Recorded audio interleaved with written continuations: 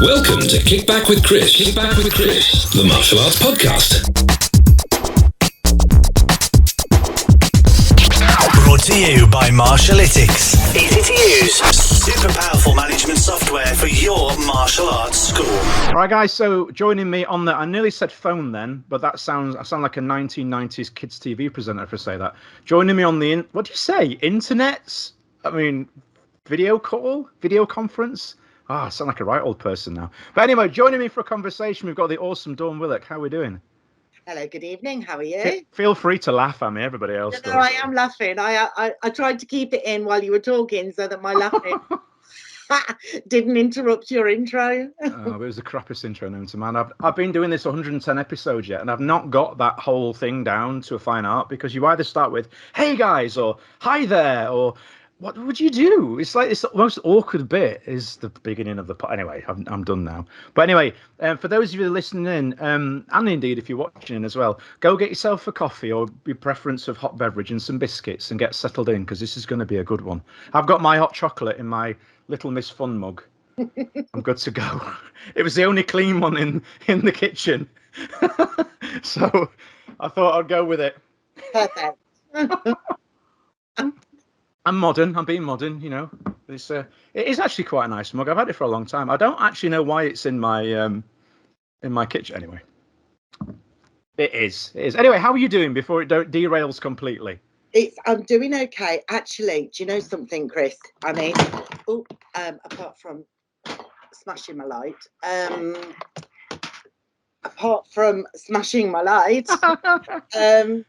doing okay. And I've had a detour recently from MAGB, from sort of my martial arts hat, and brought out a book that isn't business and it's not to do with martial arts. Chris, it's been brutal. That's it. Like brutal. Like, you're in my group. You know how I go on about, you know, let's be better at promotion. Let's be gun shy. Let's show our magic. The level of self-promotion was brutal.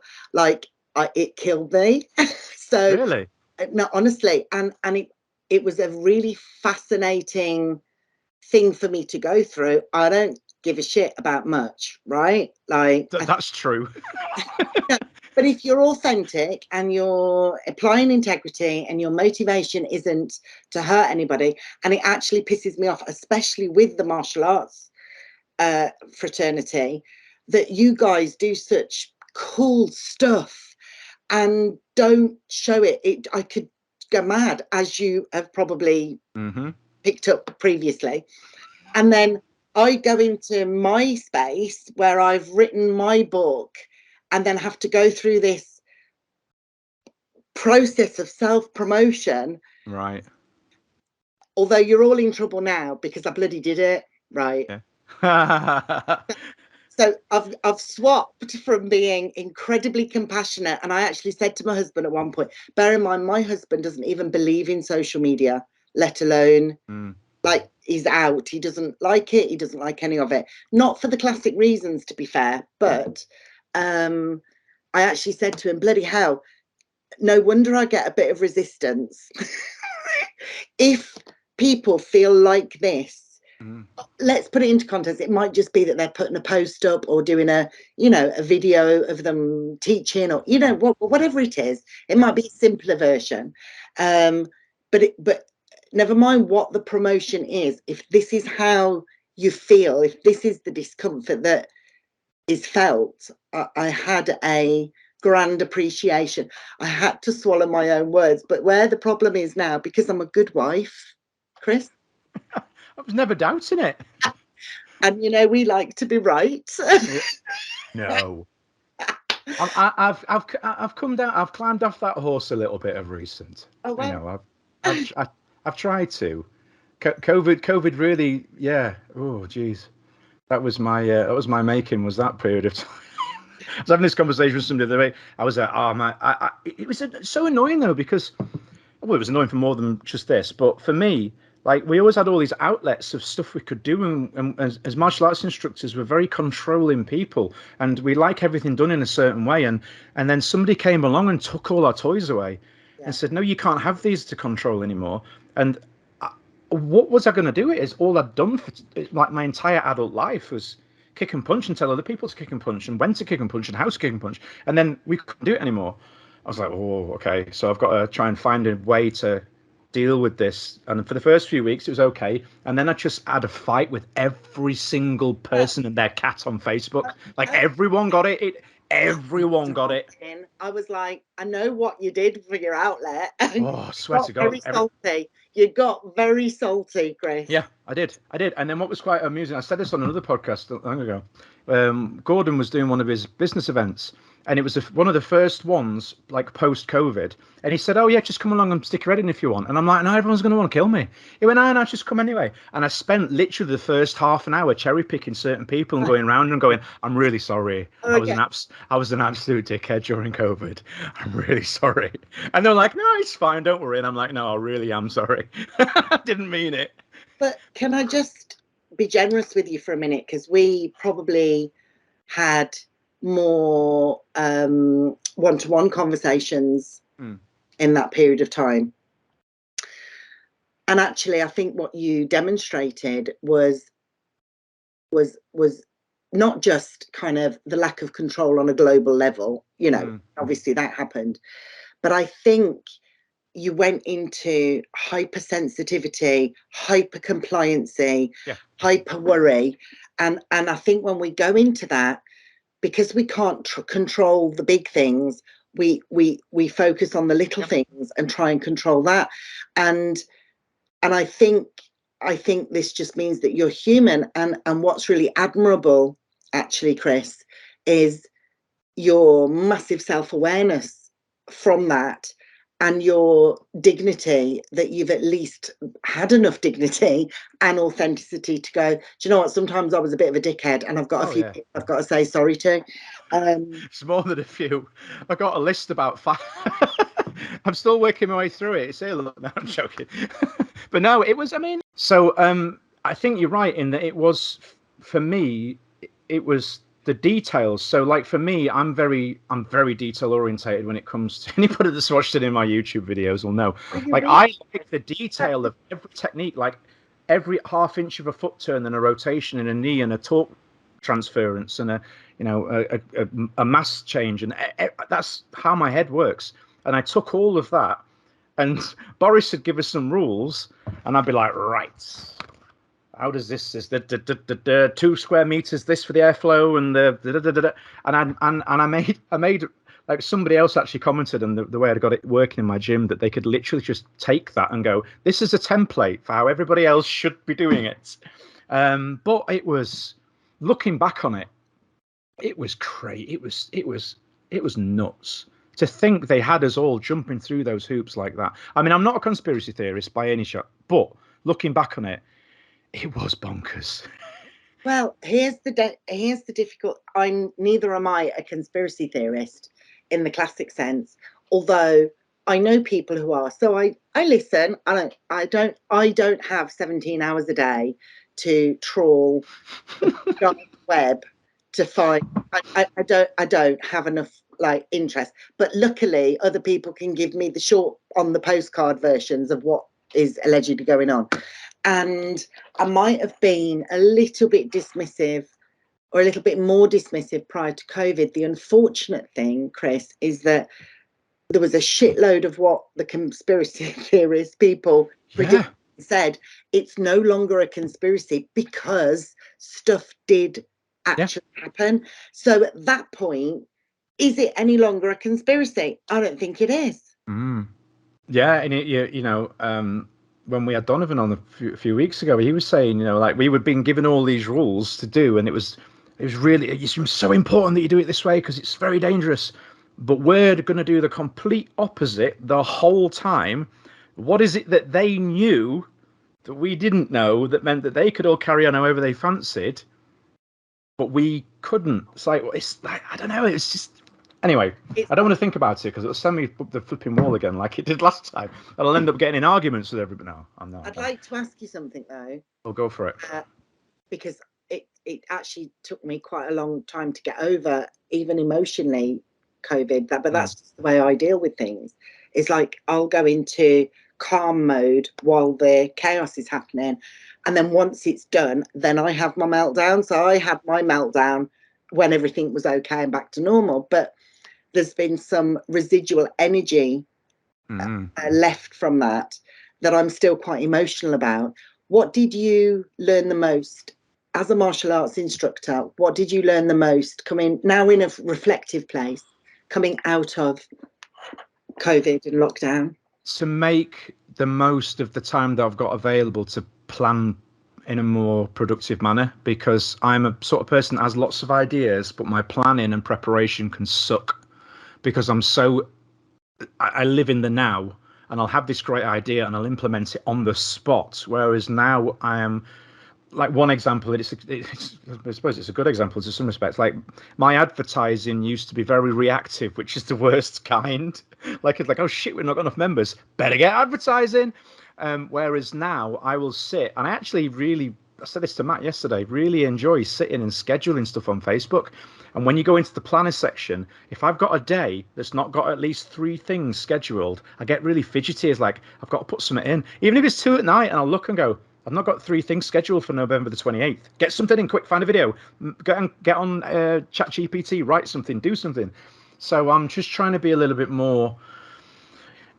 When everything dropped with all these different regulations and rules and requirements during COVID, the frustration of them being dropped, and then us all having to try and interpret them and talk about them and go, well, they're allowed to do this and we're allowed to do that. That whole period where, I'm not going to want to make this all about COVID today, but when they did that return to play, those policies, when for the first few days none of us could actually go back, and then we all went, what are we going to do, what are we going to do? And then we all started joining associations and throwing money at people, and then they just went, actually, just pick one and do what you want.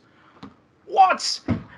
Yeah. So ever since then, I've been very much like, I've got to make sure that I've got things planned and prepped ahead of time, so that I've always got a plan. I've always got something ready. That's what I've taken away from it. That makes me really happy, actually, Chris, because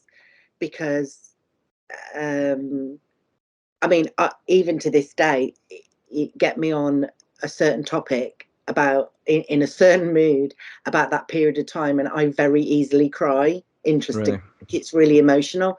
I had grown men crying down the phone. Yeah, I can imagine. I had messages that were, it's like, fuck.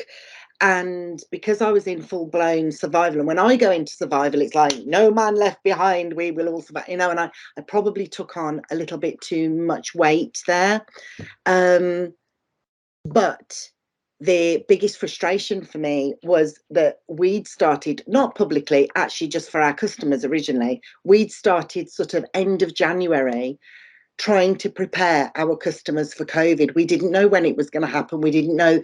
We were thinking, it'll be maybe a month or 3 months lockdown. Yeah. We prepared emails, like, we gave them the word. Nobody took any notice. And then when lockdown happened and all of these people were in fetal position or in rocking chairs, not being able to function because they'd gone into it, and there'd been no planning, I was so fucking annoyed because we tried to prepare people for something that we didn't quite know what it was going to be like, right? Yeah. But something was happening.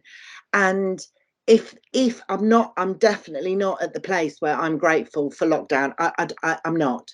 But if we were to extract anything that we could say has come out of that experience, is one of few things. The first is my absolute joy at the fact that we can gather in a space where it's not quite so politically driven, because I think we felt a community vulnerability. It didn't matter what style, whether you were a franchise, whether you were it was a complete vulnerability on a community level, and that cohesion is always a good thing because we are stronger together. The other thing that I'm grateful for is, as you've said, things like planning, a bit of strategy, a bit of thought, you know, getting your ship in order, a few processes, a few structures, so that you are able to pivot a little bit and you are able to plan. And you know, I think we're better for that, even if there's not another global catastrophe. Could do without that. Nobody needs that in their life. Even just on a daily rhythm basis. Yeah. What we're finding is that instructors have got a bit more clarity, and actually they've carved out a bit more time for themselves, and actually they're a little bit safer financially. Even if profit isn't their main thing, you've still got to have that financial safety to keep your doors open.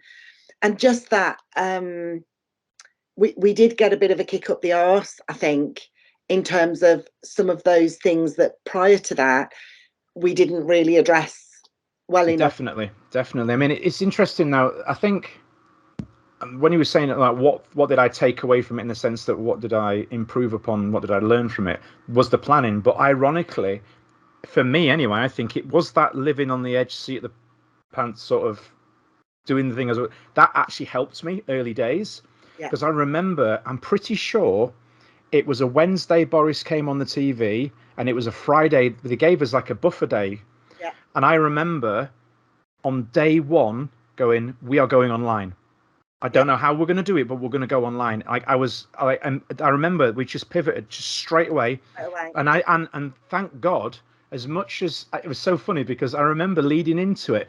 Oh, who does this guy think he is, doing these online courses, kicking and all this sort of stuff? Oh, he can't do martial arts online. It's a load of nonsense, la la la. And I'd heard it, and you know, I paid attention to it, obviously. But thank God I'd done that, because I just knew how to do it. I had everything set up. I just knew how to do it, and we switched online immediately. And whilst there were some other schools, I know some friends of mine that sort of dithered a little bit and spent, it'll only be 3 weeks, it's no point. We'll just shut for 3 weeks and then we'll open again. And I'm thinking, I don't know about this. I'm going to just play it safe, and we're going to go online anyway, just to do it anyway, for a bit of fun. Thank God we did. You know, and my husband was the same. I mean, it was a Friday, like you say, when it was announced. Louisa was still here at work, and me and Louisa, because my husband was like, what are you doing? I don't know what Zoom is. I hate it. I can't teach on that. It's a load of shit. Da da da da da da da da da da. Me and Louisa, literally, I think she left at about 1 o'clock in the morning, because his classes started at 9 a.m. on the Saturday morning. To set it all up and all the rest of it. And again, he'll say now, thank God we did. But moving forward, do you know what, Chris? Our industry is in great shape right now. Do you know that? Like, it really genuinely is. Yeah, I think it did bring a lot of people together, and I think it's also opened people's minds a little bit, because I see certain people. There's the thing with social media, is you can kind of step back and you can see like pockets of different people that do things in different ways, and that's cool, because it's nice for everybody to have those options. You've got the schools that are very fluffy and very light, and that's fine, and then you've got the ones that just want to beat the shit out of each other and go home. If they've not got a tooth missing or a bent nose, they're not happy. And it's great, because we need all that. But it was very us and them, and the two didn't ever really mix. And I'm seeing a lot more now of people open to the idea of, like, I saw a video, like, I mentioned him plenty of times, and he knows as well. Like, you got the likes of like Matt Fidesz. At one point, he was like, you say his name, it's like, oh no, God, no, you can't. And then I've seen videos of people, you're looking, thinking, there's no way a few years ago they would have been down at that event doing that training, because they wouldn't want to be associated. Whereas now they're looking at it and going, whether I like his school, whether I like his franchise, is irrelevant. He's a super successful guy, and if he's got something I can learn, I'm going to go and learn it. And there's a lot more of that, and that's really cool. I think that's what we need. I like the diversity, and where it works, actually circling back round to promotion, is you are all different. So if I can, under my banner, I've got, I can't remember whether it's 98 or 101. Let's call it 100 styles, just for the purpose of 100 different styles, you know, and so there's so much diversity in that. So when you want to do your promotion, instead of regurgitating what everybody else is doing and then feeling like you've killed yourself because you're stabbing yourself in your soul for, you know, actually be you, be authentic, and let's extract the bits that are authentic to you, and that will differentiate you, which means that if I'm a blood, snot and guts club and up the road is a family club, we're not actually competition. No, we're just not. And no. I think that sort of, and then on top of that, like you say, there's a sprinkle of some healthy respect that actually it's okay that we're different. Yeah, we're not arguing about who's got the greatest syllabus anymore, you know, which is good. So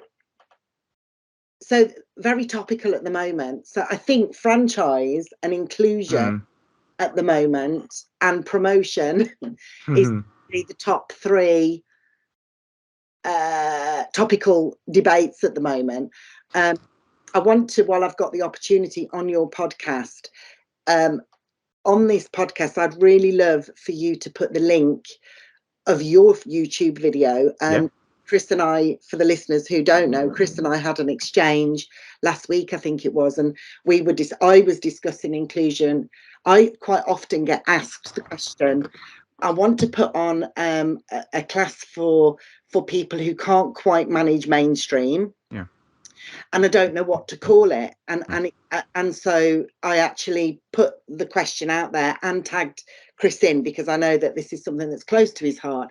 Anyway, he did a fantastic video that was brilliant, to be fair. And I would like, on this podcast episode, that I'm scared that if you would put that link on. Yeah, of course so that other people can watch that, because I think it's really important.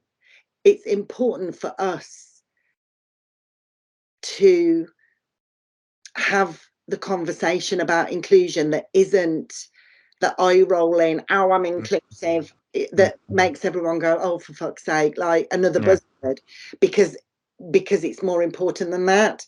And I'm really upset that once again, sort of media and that sort of narrative and people jumping on bandwagon and all the rest of it, actually the truth is there are people out there who don't learn the same as everybody else. And if there was ever a class that would benefit them, it's martial arts. Absolutely, 100%, on so many levels, and on so many levels. And the thing is, as well, I think we've all been. I'm all about honesty with this sort of thing, and I've been in that place before in the past where if a parent's come to me and said, oh, Billy's this, or Billy's got that, or Jimmy or Sarah, and I've been, another one saying this again, I won't go anywhere. And then they'll just chuck them all in, and we're like, okay, just teach them the same as everybody else. I've been guilty of that. And obviously over the years, as I've become more involved with different styles of teaching, and then working with different groups promoting different things, and having my mind open to it, and my wife, training as a Senko, and then learning a little bit more on that side, and starting to appreciate that there's actually a far more diverse range of people that learn in different ways than some people realize. And it doesn't take a huge amount of effort to modify your thinking and your teaching to actually make it really accessible. Like I do find it really frustrating when people, oh no, we just do it all the same. We teach. They mean well when they say we just treat everyone the same. And I know it's coming from a place of they mean well, but it's kind of the worst thing to do, is to not take into account that people think and feel and react in different ways to different things. Oh, I'm going to push back ever such a little bit. Go for it. If I may. Of course you can. You have to push as much as you like. So if we were to just put some ground rules in, that we know that there are different levels and different needs for inclusion. Generally speaking, my observation, if you get somebody who is, let's say, a child who is autistic, so they're not Asperger's, they are autistic, and they're not just naughty kids that the teachers have labelled with ADHD, because that's annoying. So they are autistic, and so the classic things that they have problems with, if you have kids that can handle the noise, because a lot of autistic kids can't, so they would need a quieter class. Actually, I think if they're able to manage mainstream school and they're able to come into mainstream class, and you do have to alter your teaching a little bit, you know, somebody who has trouble with eye contact, or, you know, there's some modification, but you can do it in a mainstream class. Absolutely. I think in that circumstance, it is healthy for those children to be treated the same. Oh yeah, that's So you're actually you're saying the same thing that I'm trying to articulate, probably not in a very good way. So it's more, I suppose it's more being aware, because there's the difference between just going, oh, they're just the same, and trying to make it so that everyone's the same, but being aware that you might need to say things a little bit differently. You might need to do group chats rather than shouting out across everybody. You might need to have the music a little bit quieter. You might need to be a little bit more direct with your language. So instead of saying like random stuff, you have to be a little bit more specific. But you can do all that, and all the other students be completely oblivious. Yeah, they won't know any difference. No, they don't. They don't. You're not just screaming into your kids, Jimmy, you're on fire. Yeah. Which to an autistic child might be slightly disturbing, because they generally take things very literally. Exactly. And it's the stuff like that where it's like, you know, you just don't say that phrase. You just say, Jimmy, you're doing an awesome job. And Jimmy doesn't know it's anything different. But Sarah, who's picking up on every single word, it's safe. It's a safe way. So it's just little stuff like that, you know. I think that the video that you did, Chris, is marvelous, and I would love more people to just take a little bit, 5 minutes, to just click into it and consider it, and just consider the topic above and beyond the eye rolling, oh, this is the new buzzword, oh, and just be, you know, ignorant to it. And where I'm probably slightly different to maybe you, and maybe I wouldn't be as able to be as lateral about it had I not got, I don't have a child that has those additional needs, and so I can understand how massively sensitive it is, because I would kill for my children. So I can see that that's an added layer of emotion that would bring the warrior person out in somebody. But sitting from a sort of, you know, from this set level here, how do we encourage people to look at this, and they have to be allowed to roll their eyes for 5 minutes, because there is an ignorance. And what happens, I think, sometimes is somebody is, it's the same with racism, it's the same, any sort of, any of those things. You've got good people who consciously are not discriminative, but they are ignorant. But by the fact that they're ignorant, they don't know they're ignorant because they're ignorant, right? It's like a thing. And the only way, I think, to be able to, very often what happens is somebody who's slightly ignorant comes into a conversation with somebody where it really means a lot to them. The perfect storm for an absolute headbutt. Whereas if we can create some spaces where it's more generous of looking at it from the other person's point of view, it breaks down that defensiveness and gives the opportunity for narrative to be exchanged in a non-defensive way. And unfortunately, when people are ignorant about things, they're going to come out with shit that upsets people. And they don't even mean to. So then what happens is somebody gets upset, and then they go, well, I'm not, I didn't mean to upset you. I'm just like, and you don't get anywhere with that. So I think it's a really difficult one, but it's a really important one that we address. It is. I've been toying with the idea for a long time of trying to get some sort of online resource built, almost like a portal for instructors to dip into, to avoid having to ask the question to a person necessarily. They can literally just go into a resource and find the answers to the questions that they have without feeling judged. And I think part of the things that we have in martial arts instructors, especially guys, we have these, like, it's really easy to bruise our egos, and we don't like to admit to weakness and not knowing things. Like, we've got a black belt, so therefore we know everything about everything. I'm not generalizing and saying that's everybody, but it's very easy to admit. It's hard sometimes to go, I don't know about this thing, so therefore it mustn't matter because I'm a sixth dan. Yeah. The irony is that actually the stronger thing to do that shows real confidence is to say, I don't know a lot about this. It might not be for me. I might hate the idea of having an additional needs class or a more inclusive environment, but I don't know much about it, so let me have the conversation with you. That's actually the stronger thing. It's not the weak thing. That's the strong thing. How do you feel about the non-gender, thee, they, thy? It makes no difference to me. I'm not. Actually, that was probably wrong. I probably positioned that question wrong. Rather than pointing at you personally, how do you think martial arts is going to... So let's remove me asking you from an industry point of view. How do you think we're doing? I think it's one of those topics where you can see it from both sides, and it really does depend. It shouldn't, but it should as well. It's hard because I can see it from both sides. So let's say you're running. I don't want to. Don't start writing in with hate mail, okay? But you're running like a generic sort of fluffy family class, punch and kick some pads. Not that that's a bad thing, because there are thousands, millions of people out there that benefit from that, and it's great. I'm not saying that's a bad thing. But if you're running that sort of setup, it's neither here nor there.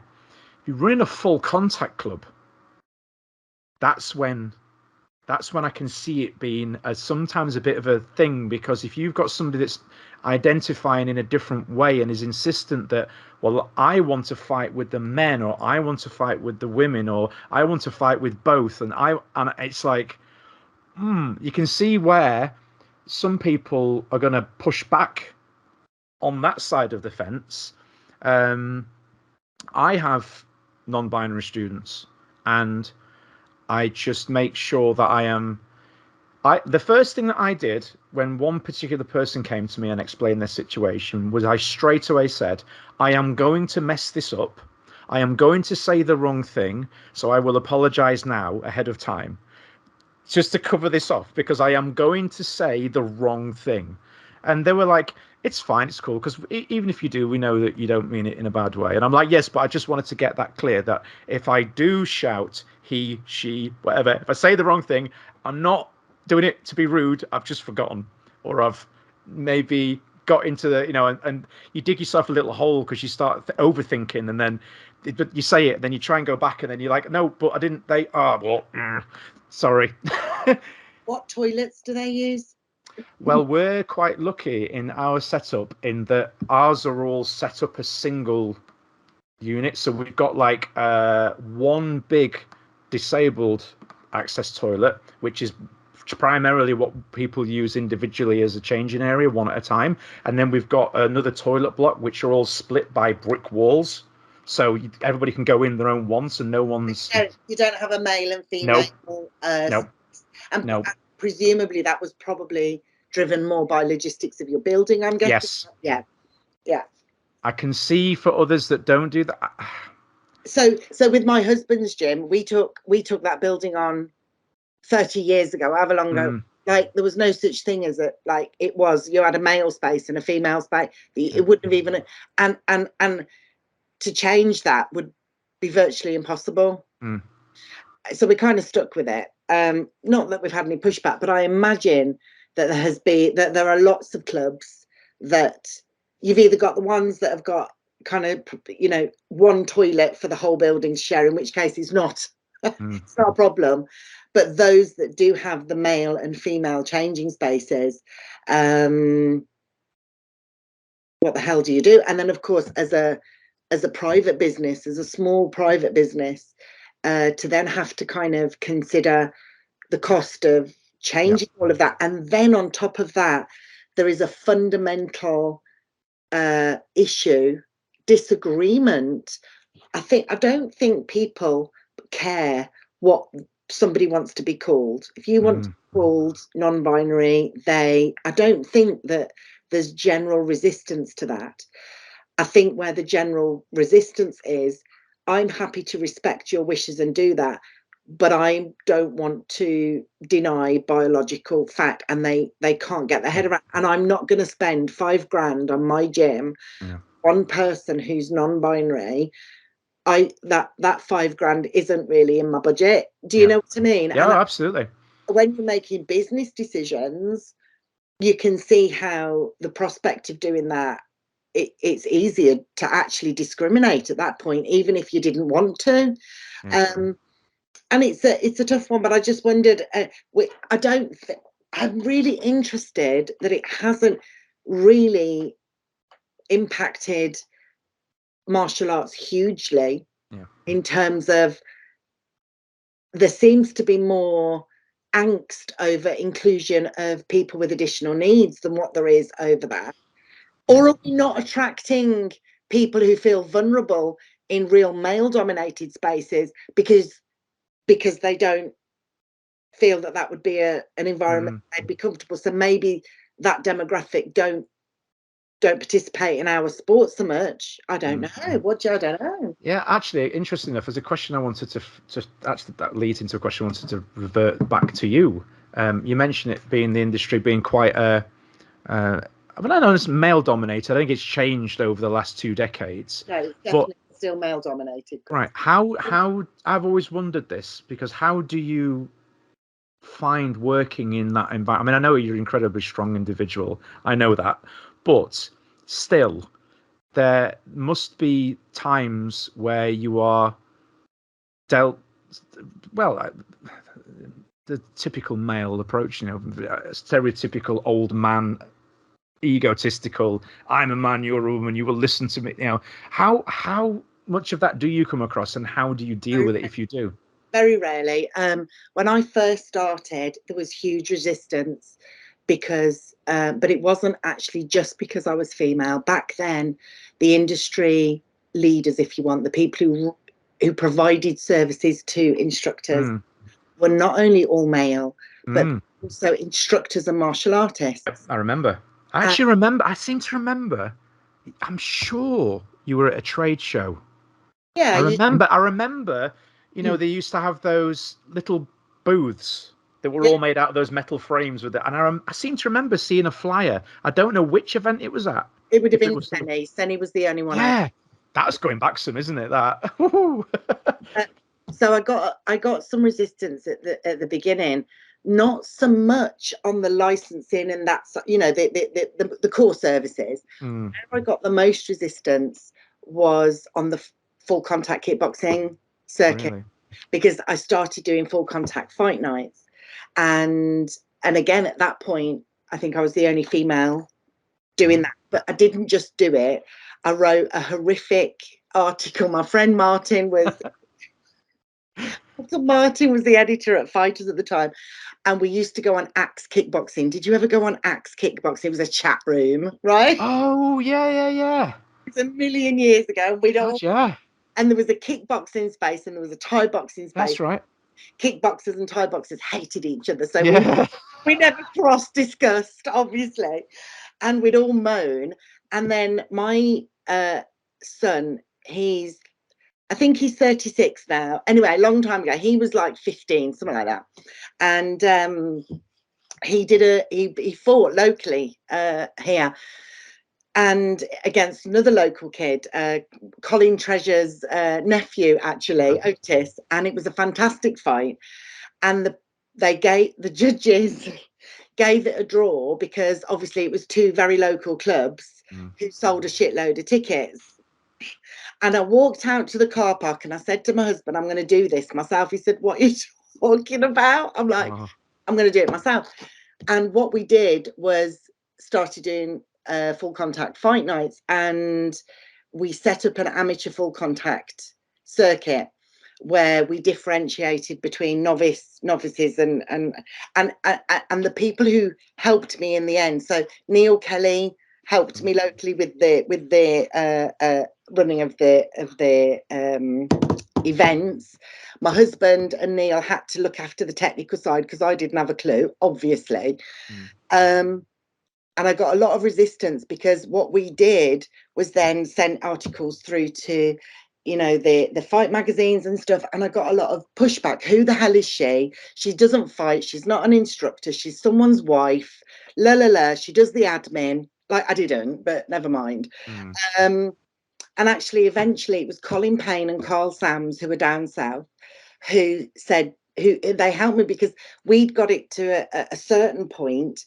And then we wanted to roll it out. And what's quite nostalgic now, I look at, I mean, full contact kickboxing is not what it was because K1 is, you know, it's been mixed up a bit.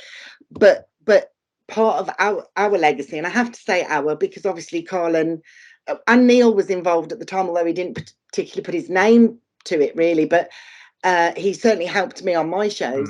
But certainly me, Colin and Carl. And then what Colin and Carl did was start a ranking system. And, you know, all these years later, like over 20 years later, there's promoters now doing shows and we can see our work 23 years late. Like, do you know what I mean? And that's, and they don't even know we existed. You know, I got a lot of pushback then, a lot of pushback. But I didn't give a fuck. But what happened was, which was marvelous, is all of a sudden, and you're an instructor, right? You can take your novice fighter to a show where nobody fought over 2 kilo difference, and back then I used to have to send letters. There was nobody had emails. I'd print out a letter with, this is your opponent, this is the gym that they come from, this is their fight record, this is their instructor, like total transparency. And not only that, if I had a judge working at the show, they had to, we published their scores. Right. Oh yeah, there was no bullshit. If I'm going to pay you to judge a fight, you need to know how to do it. And if we had a judge that was more prone to do the whole, you know, split, you know, the draw, it needed to be justified. So all of a sudden what happened was instructors who 5 minutes before that were taking their novice fighters to fight against somebody that perhaps had done 30 fights, get the shit beat out of them, and then they'd lose that student. Because whereas now there was a safe space. You know, there is nothing more joyous in my life, and I might cry a little bit here because it's these are the you're getting me on my, this is my maternity. I'm not going to cut it. It's staying in if you do. That's okay. Do you know, Chris, right, you've had a fight night and somebody's fought for the first time full contact, right, and they've brought their mates and their auntie and their uncle and the mum and the dad and the nan and everybody, you know, and they lose, and then they come up to you at the end and say, that was fucking great, thank you. Yeah. Not the winner, like obviously the winners were happy, but when people who lost because they knew they weren't stitched up, they knew they knew what the scores were, they knew where they'd gone wrong, there was absolute feedback, so it really was developing their ring craft. And couldn't wait to get back in the ring, even though I'd done my job at that point, Chris. Do you know, like, it's things like that. But I got a lot of pushback then. Since then, hardly anything, because I don't really ask it. The last time I had some, you'll laugh at this, every now and again I get invited to a boardroom meeting with a jolly group of people that sit round and they're going to rule the world, right? And so this was probably 10 years. I can't even remember how long ago it was. Not that long ago, but quite a few, maybe 10, 12. Long enough. Yeah, let's call it 10, 12 years ago. Go to this hotel. I'm the only woman in the room. We have this meeting. We, you know, put some ideas in the pot. I stood up. The guy who was taking the meeting was at the head of the board. You know, a board table. Yeah. I think there was like 11 of us or 9 of us or 10 of us in the room. And as I stood up, and I walked towards him to shake his hands. You'll only see this on video. He did this. Now, he didn't touch my chest, but he screwed the loop. He screwed the Oh, loop. what? And I'm like, are you fucking kidding me? Literally. And then 2 days later, he called me and I had a missed call from him. So I called him back. And when he answered, he pretended to be a sex line. What? He's just... Right, he's a dick, right? But that is the last time, and that was the first time in many years that I'd had anything that fucking obvious. There have been lots of people who say things behind my back. Oh, it's a woman. Like, not, I don't think anymore, but certainly sort of. I mean, the 90s equality wasn't quite what it is now, I guess. But actually, Chris, in honesty, I get treated extremely well, and well, rightly so. I mean, you know, you run a tight ship and provide a good service, and not only that, there are two aspects to this. Firstly, and this is where empowering females are. Firstly, it never occurred to me that I should be treated differently. It didn't occur to me that being a woman was a problem. So the energy that I put out there, in fact, I looked at all my peers, the old boy network who I came up against deliberately because they pissed me off. I looked at that and thought, they're all men, they're all martial artists, they all teach. I'm a woman, I'm great at business, I don't teach. That made me more qualified in my head. I like it. No, but you see that attitude. So I don't walk in a room expecting, I'm not saying sorry to anybody just because I'm a woman. Yeah. Secondly, most men who are in our industry are not actually very sexist. They're okay. But putting the old boy network aside, because they're after power and they like green, they don't like anybody pissing on their parade. Yeah. Talking about instructors, people, and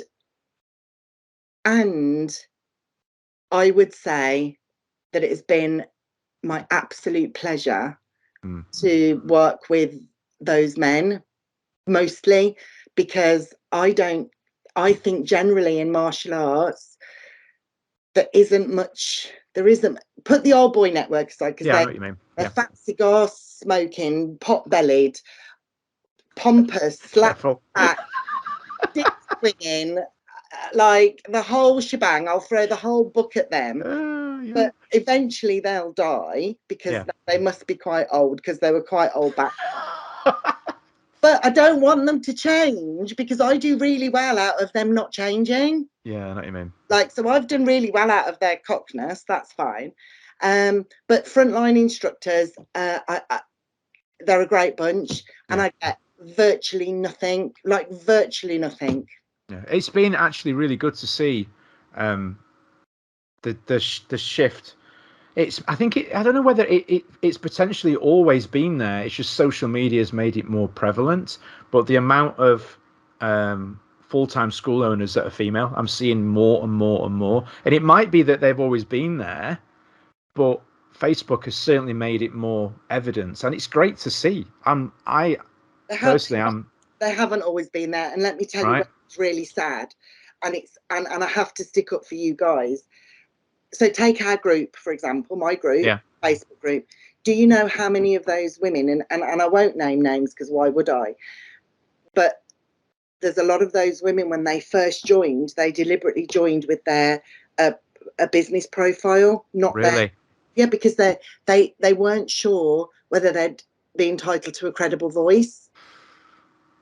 Now, what's been marvelous is that I've been able to enter an environment. Obviously, still, I think in my group, I think there's nearly 1,500 instructors in there, and there's 11 point something % women, I think it is, or maybe 12% women, which is a bigger percentage of women than any of my other data. My data for females is usually 2 or 3%. In that space, it's a bigger one. But how lovely that we've been able to give those women the experience that actually their belief from maybe 20 years ago when they first started learning as a student.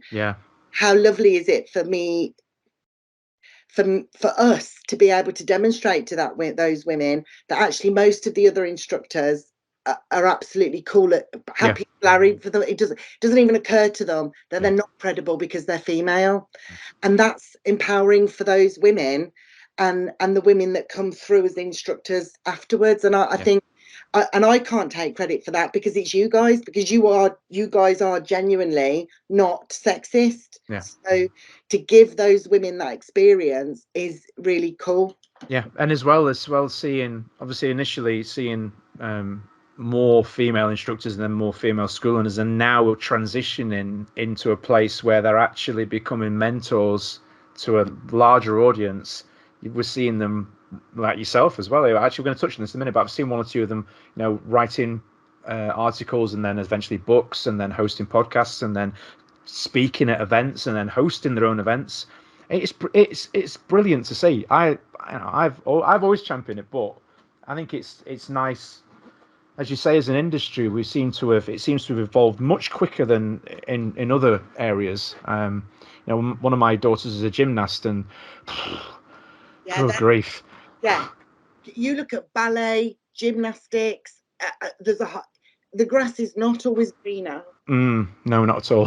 Not at all. And I think it's nice for us to, I don't want to say that we're leading the way as such, but it is nice to see that there has been that expansion and that change, and long may it continue. But yeah, your book, I want to talk about this before we finish up. So I am clock watching a little bit. I don't get told off.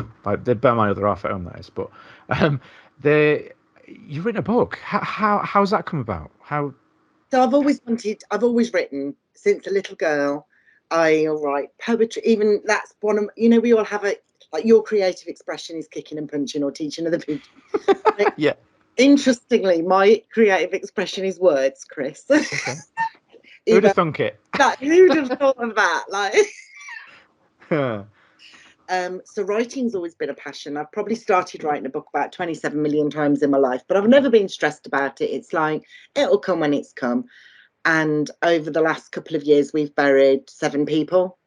Right. Including mothers and fathers and brothers and sisters and like close a mentor.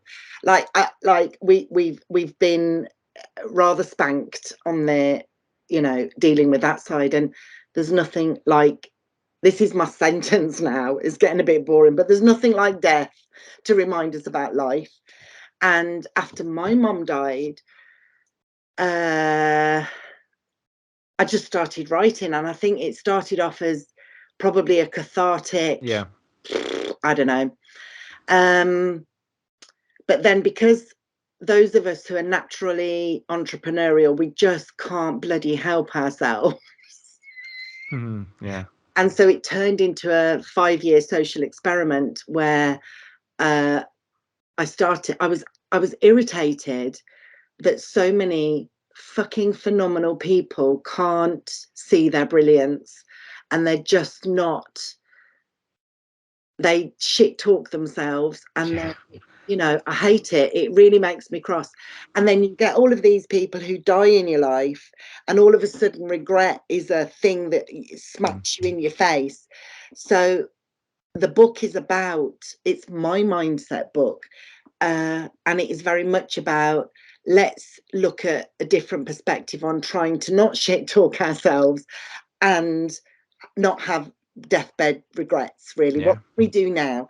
But then what happened was, I thought, how curiously fun would it be if I could put myself in the most public, uncertain, the most vulnerable public places that I could, to prove that it was okay for ordinary people to do what they want to do. Now, it may not be that I'm expecting other people to do that, but your version of success, and maybe something that you're not quite brave enough to do that's in your belly. So I secured 5 years speaking at a very large event. So in March, Joe Wicks was headlining. The last year, Stephen Bartlett headlined. The event's next week. We've got Mo Gordon and Fern Cotton are headlining. So it's not a small event. So the point is now that I wrote a book with no structure, made it up as I went along, secured 5 years speaking to launch the book before I'd even finished chapter 1. That was an interesting conversation. Can I speak on your big stage? What's your book about? I'm not sure. Right. Right. Crack. Yeah. But my point is, let's play with this and be curious. Let me put some skin in the game with this. I batter people over the head all the time to own their brilliance. And it doesn't, and you don't need to have somebody else's version of success. You might not want to be a millionaire. I don't give a shit. If we can say that ordinary people are those that are not famous and extraordinarily wealthy. So let's say ordinary people are just normal people who are not that. Just because you're ordinary doesn't mean to say that you haven't got the entitlement to your version of success. Yeah. Now, that version of success is working in Tesco's and raising your babies into phenomenal human beings. That it's nobody else's business to tell you any different. If your version of success is to take your genius and earn 30 million quid equally, that's great. But can we just have a look at that? So the book series is called The Glory of Being Ordinary. Obviously, there's an irony in there because nobody is ordinary. The first book is called Indomitable Spirit, and it is about being brave, I guess. I think it's about, but I've had to kind of put it under self-help and mindset books. But my job in the book is not to tell you anything. My job in the book is to propose some questions for you to ask yourself, for you to consider things yourself. So it isn't a classic self-help book in terms of 5 pillars to something other, 5 pillars to positivity. Not at all. In fact, chapter 4 is called Fuck You. So we're quite happy, we're quite Oh, wow. There are little pockets of my life in there, but it's not a memoir. But through the writing process, what feedback is that it needed a bit more context. Why do I have the mindset that I do? What adversities what things did I overcome? What challenges have I overcome? The other beautiful thing is the editor is a guy called Martin Morrison, who is a martial artist, purely coincidental. And then so you write a book, you have to get it edited because you can't edit it yourself. It's impossible. It doesn't matter how good a writer you are, you must get it edited. And you do that, and then it gets fucking hard work. You've got to write a blurb, you've got to write a tagline, you've got to have a book cover designed. Then you've got to publish it. The couple of choices that you've got with publishing, you either learn Amazon, which isn't the easiest thing in life to do. Oh. And it just sits there and you make £3 and that's that. Or the other alternative is to unless you get a publishing deal, but not many people, that's a long road, right? But if you go self-publish, you either learn to do it yourself and do it yourself, which is great if you're technical and that way inclined. I'm not. You either there are these like publishing houses that charge you. I was quoted anywhere between 4.5 and 7.5 grand. Right. You're self-publishing, but they basically take it from you, do the typesetting, design a book cover, and upload it to Amazon for you. That's in a nutshell. There was only one company, Chloe Bison's company, who included some marketing in that. Because here's the truth. It doesn't matter how good or bad your book is, if your marketing's not on, it's going to flump. So what very often people do is they categorize them in shit categories that have got 3 books in, and their friends and family, then they're number 1 and they get the icon so they can say they're an Amazon number 1. But you're only actually in that bit for like the 4.5 minutes that all your friends bought your book. Yeah. So when people say they're Amazon number 1 bestseller, they're not lying, but they were probably there for literally 3 minutes, which is fine. So I wasn't too fussed about that because there was a lack of credibility for me on that, really. But what I found, Chris, and he's in my group, you should touch base with him.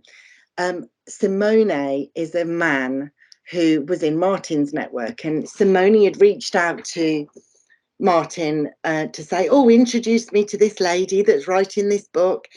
And so when I looked at Simone's website, I'm like, no, I'm not going to bother with him, Martin, because it's all martial arts books, and that's the wrong genre. I'm not writing a martial arts book. Anyway, he followed up. I spoke to this man, Chris. I will recommend him forevermore. And here's the lovely thing about ordinary people who want to do something. So say you're an ordinary bloke or woman, you want to write a book. You don't have $4 grand, $5 grand, $7 grand to pay one of these publishing services. Yeah.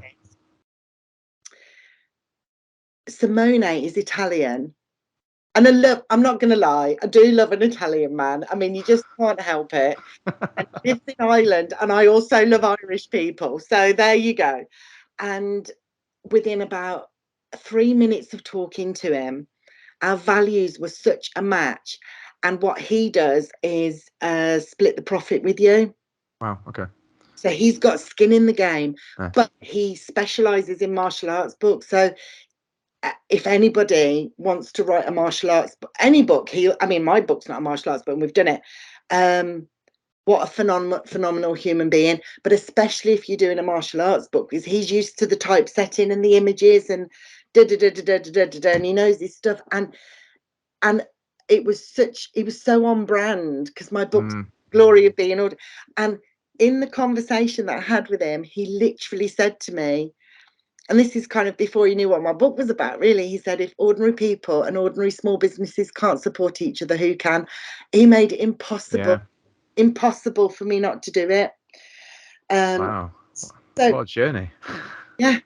I was actually listening to another podcast completely unrelated to martial arts or anything like that. And the guest that was on was that one of the things they said was their advice is it doesn't matter who you are, how relevant you feel you are, what sort of life leads to, but they said they recommend that everybody sits down and writes a book at some point in their life, even if they only write it for their spouse or their kids or their family. Just write a book. Write a book. It's the most beautiful.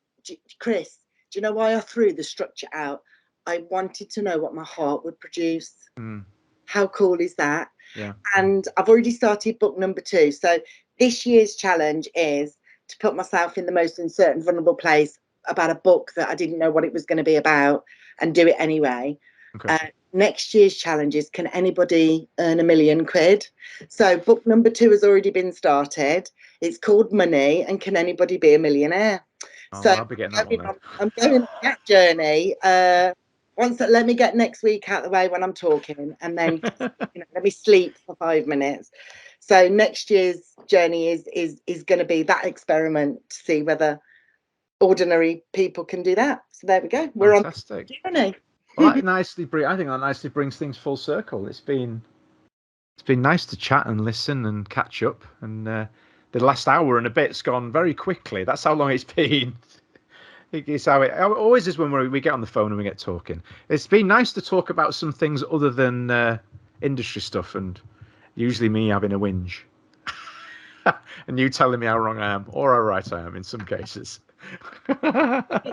Like you've not moaned about anything, I don't think. I haven't. I'm a changed person. Hell, Chris, look at that. Well, like I said though, the other day, the one time I stuck my head above the water for literally one day to try and put a positive post in your group, along comes somebody to rain on. I'm like, what are you doing?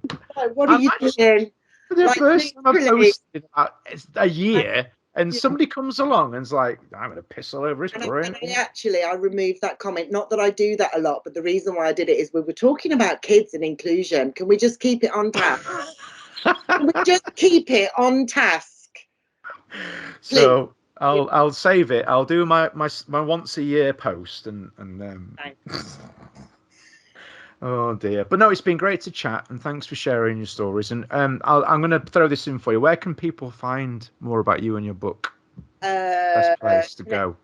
Well, it's on Amazon, The Glory of Being Ordinary by Dawn Willock.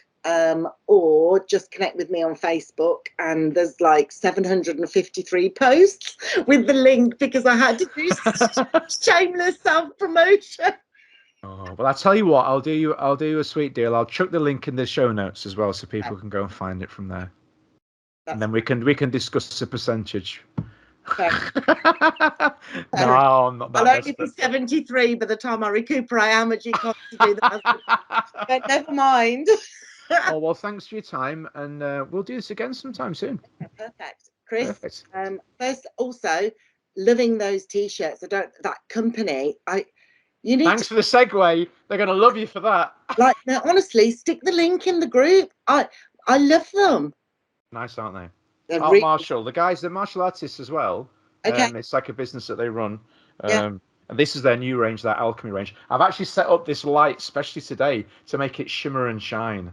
I'm getting good at this pod. It's only taken me 110 episodes to get something What like did your good at mum it. say? Like, Chris, what does your mum say? Little Miss Fun. Little Miss Fun with your shiny T-shirt on. Exactly. You're living your absolute best life, aren't you? Once I've turned it off, I've got my tutu, my unicorn wings and everything, and I'm going to put all them on and just have a little dance around in here to myself with this light. Well, it's been great. I like how you didn't even question that. No, I don't. Because I'm inclusive. I don't discriminate. It's fine. On that note. On that note, thank you very much, and I will speak to you soon. Definitely. Cheers.